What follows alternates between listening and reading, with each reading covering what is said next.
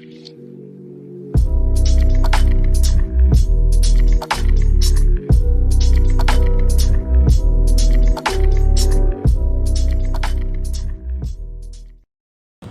up, you guys? It's Mary and Emma, and we are back today with another video, you guys. And today we are going to be talking about Rob and Sophie. I feel like this is what happens when a man has you all messed up. Like, yes, Sophie did show a big amount of emotions. First, he came, he rode with her, she went inside the house. Then he left, she was crying in the house. Then she went outside in the rain to go get Rob and told him to come back. He did come back or whatever, and they were talking and all that stuff. And then she told him to go, just leave or whatever. Then she called him back again. And then they sat down and had a conversation. And then she finally told him to get out. And then she threw the stuffed animal at him. And then she took the stuffed animal back and said she actually wants the fousey or whatever. I personally feel like for her, what he did was a mind F. Because my thing is, it's like he's breaking up with her.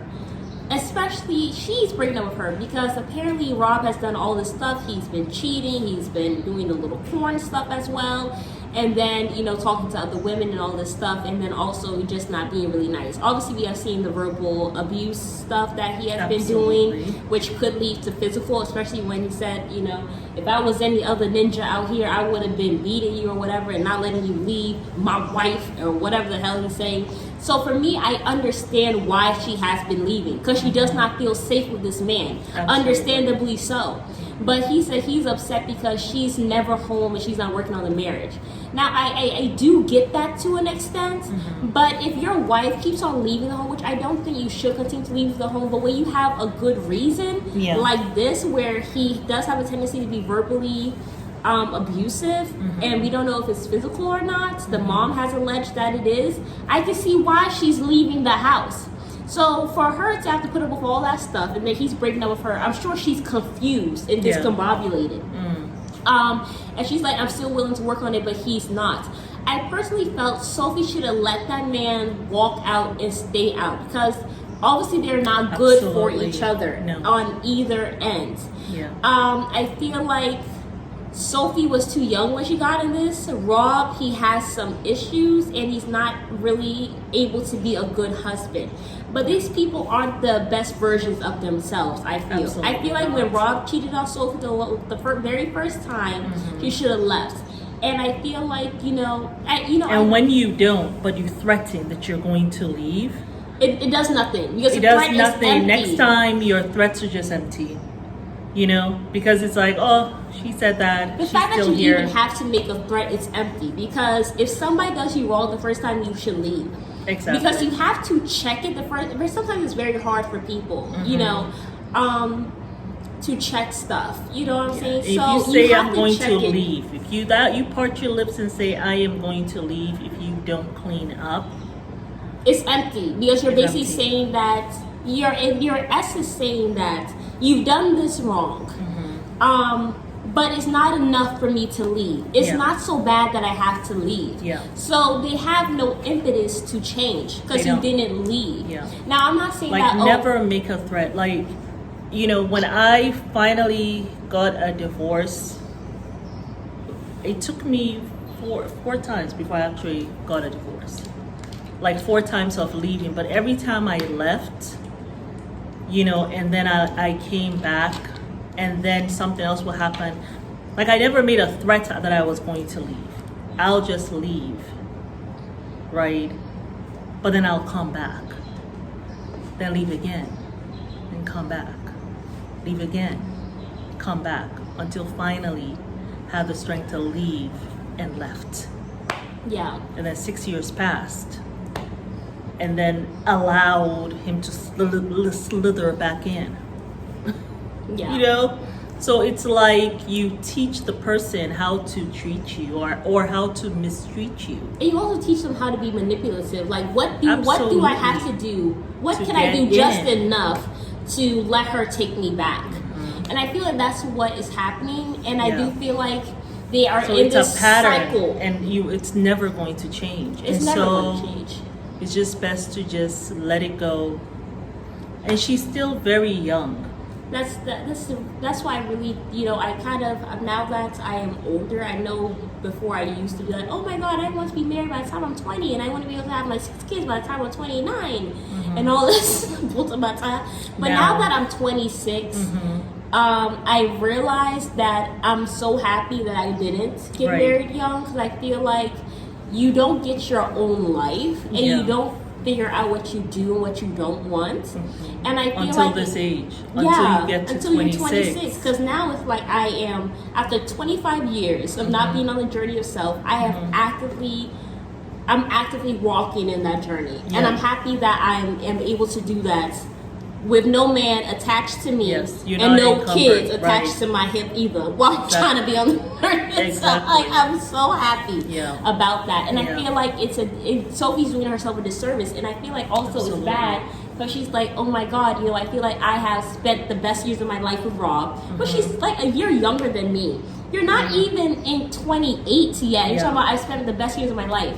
Girl. And even if that's the case, spend these next best years for yourself. And who says that your 20s are the best years of your life? I feel like the 20s is a time where, yes, you have your youth, your body's operating at the optimal level and all that stuff. Yeah. But look at Ernestine Shepherd. She has never looked this good before ever in her life. I know. I would say these are the best years of her life. Absolutely. You know what I'm saying? Absolutely. And I feel like when you come into your own, she started her journey at 57. Yeah, I feel like sometimes the best years of your life are the years where you know yourself. Yes. You understand your worth, and you're actively working on yourself, and you move as such. For me, my 20s was I'm still 20, but my early 20s was a very confusing time, and I felt like, I didn't really set boundaries for myself with people. Yeah. But I feel like 26 is like I'm about to walk into the best years of my life. And this is like in my late 20s. You know what I'm saying? Yes. But all the wisdom and all the lessons that I've learned have helped me come to the point where I'm on this journey of self. Yes. At an earlier age than most people do get there. You know what I'm saying? Absolutely. So I feel like, Sophie, who's to say that your best years who says that? Men say that, oh, your best years of your life are when you're 20 and young, and when that's when you should go and waste your years on a man that will manipulate you and have you doing things. Enjoy your time. Get to know you, girl. Yeah. This is not the best years of your life, but not with Rob while you're here crying every day. These were the best years of your life. No. You were your happiest here. No. Child, please leave that man. You'll actually start to see the best years of your life. Ooh. So love it. Love that. I honestly think that women sometimes thrive. That is so true. The best years of your life is when you are your best self. Exactly. Love that. And when you're focusing on yourself mentally, spiritually, emotionally, physically, wisdom all from that. The youth. But also it came from you because you've poured so much wisdom into me that I've been able to apply it to my life at a younger age and all that. So for me, it came from my mom, and then from all the other mothers in my life, Sister Kia's, the Sister Kalitas, like all those women who have really been there for me. Sisters. Auntie Moo, like all of that stuff. They have all poured into me and have helped me to come to a place where I have more wisdom. Yeah. So I wouldn't change those years of my life for anything because it helped me get to this space. Absolutely. But I feel like, Sophie, just take this advice, take the lessons you've learned from this and apply it to your future self, because the best is yet to come. Truly. Best is yet to come, Sophie. It's not I feel like when we're young, we make so many mistakes and we're so confused and we're floating about. But when you come out of that and you're able to rise out of that and you're able to take the lessons and apply it and create a better version of yourself, that's the best years of your life. It's not what the men on the TV say. Love it. Your best years are yet to come, Sophie. So leave the zero. Find a hero in yourself. So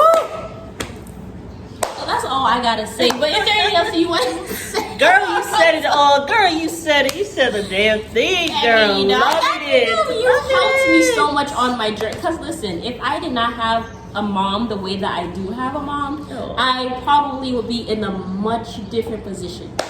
And I'm not in a good position at all.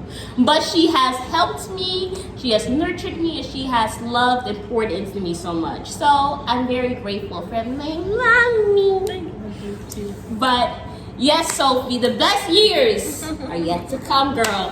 Just Forget the zero. Like, there's better men out there than Rob. Like, Rob is not that good. No, anyway, he's not. He's not the best that you can do. And when you get to the best version of yourself, that's when you're going to find the best man out there who's also at the best version of himself. Yes. And that's what you want. That's so that you're not having a divorce, you're actually able to have the best life, and you're able to set up a new pathway and generational wealth for your children, because you started with the most important thing, with yourself. And then you made the second best decision, choosing the best partner for you and your life that you want. Absolutely. That's what it's about. Marriage is I feel it's the second most important decision in our life. Next to getting on the journey of self and being close to God, it's who you choose, because the man you choose will determine if you die at 40 or if you die at 100. Okay? So I'm just saying, man. And if you choose the wrong partner, it takes years, over a quarter of a century. You always say honestly, that. Yeah. To get yourself just back on the path. Yeah. It takes a long time. So don't do it to yourselves. Just don't do it. It's not worth it. Yeah, Sophie, who cares if you have a divorce? Who gives a damn? The man who is meant to love you and who's at the best version of himself, and he meets the best version of you, that's the man that's not going to give a damn that you had a divorce. He's going to see it as wisdom that you've learned. He's going to see it as wisdom that you've gained, that you could pour into your children, into your daughters. Because when you have this wisdom, your daughters will make the same mistakes. Absolutely. Because they have a mother there who has experienced these things, and she knows how to teach her daughters how to pick out the right partner, how to detect when a man ain't right for you. And this man also be able to pour into his daughters and to his sons and show them what a real man is like, how a man should treat your daughters. Because when he sees your divorce, he's not going to say, oh my God, she's damaged goods. He's going to say, these are lessons she has learned that she can apply to our children. Absolutely. Because what helps children evolve is when you have wise parents that don't, like Grandma used to always say, that you're never get tired of talking to your kids. Yes. When you have a woman who has experienced these things, she knows the importance of never stopping talking to your kids. Even if your child is 35, 40, still making mistakes, you still talk to them because you know that you never know when they'll listen. It's never too late. And God always says, just come to me. Absolutely. No matter how many mistakes you've made in your life, no matter how many sins you've committed, keep coming to me, because it's never too late. No, it's so not. the right man won't see your divorce or whatever as a mistake. He's going to see it as lessons you gained. Exactly. And you can even see that with Sierra and Russell. Absolutely. Even she had baby Future, but she had to go through that so that baby Future could have the father he deserves. Absolutely. And so that she could teach her daughters how to choose the right man, and how to have generational wealth, and how to break these patterns, so you don't end up with a future, but you end up with a bright future with somebody who is on the same wavelength as you. Absolutely. So that's what that's about, Sophie. So don't be mistaken by what society says. Society is also fucked up. You can't follow society. Because David Goggins always says that, never try to compare yourself to other effed up people. You know what I'm saying? Because at the end of the day, we're all effed up. We've all made mistakes, and we've all turned down the wrong road and stuff like that. Yeah. But the only difference is that you might be thinking you're effed up, but there's other effed up people out there. They just mask it better than you. That's what David Goggins says. So he says, don't compare yourself. Just be trying to better yourself. Exactly. So, Sophie, that's all I'm saying, Sophie. Girl, get out of that. You a year younger than me, so I really empathize with you. But the best years are yet to come, darling. Yet to come. Yes, yet to come, darling. And that's for any woman in any age. You know what I'm saying? Like, even if you're 50 or whatever, you've made mistakes and you're like, man, I'm here on the couch. I haven't gotten myself together, whatever. The best years are yet to come, because you have not. I'm like, what? I just turned 53. You're walking in the journey of but self. I am starting that journey now. Yeah. Again. Yes. Again. Yes. So the best years are yet to come. I believe that. I believe the best years are in front of me. Yes, exactly. I really that's believe what that. You have to believe it, because it's true. So that is for any and all women, no matter where you are in life. If you haven't stepped into the journey of self, and you're not your best version of yourself, you haven't entered the best years of your life. You haven't. So that's all we got to say. But we That's wish it. you well, Sophie. We wish and we you love well. you. Love Drop you that 0, honey. Listen, you have solid advice. If you want to reach out, or you want to talk, or Our get some email advice, is there. our email's down in the description. Yes, and all and that. I am all the people who have been sending email. I hear you. I'm gonna start back up. I was dealing with some depression. Yes. My mom's birthday. This Friday. You know that she passed away October 23rd last year. Her birthday Yeah. is actually tomorrow, and it would have been her 81st birthday. So I don't know if that's kind of set me into this little depression. Like for 4 days, I was in bed, and I'll talk about it more another time. Yeah. If you guys want to hear about it, if it will help any of you out there, Yeah. how I kind of got myself out of that, let me know. Yeah. But yes, y'all, we will see you guys on the next episode of Mary and Alma. Bye. Hey. Give a thumbs up.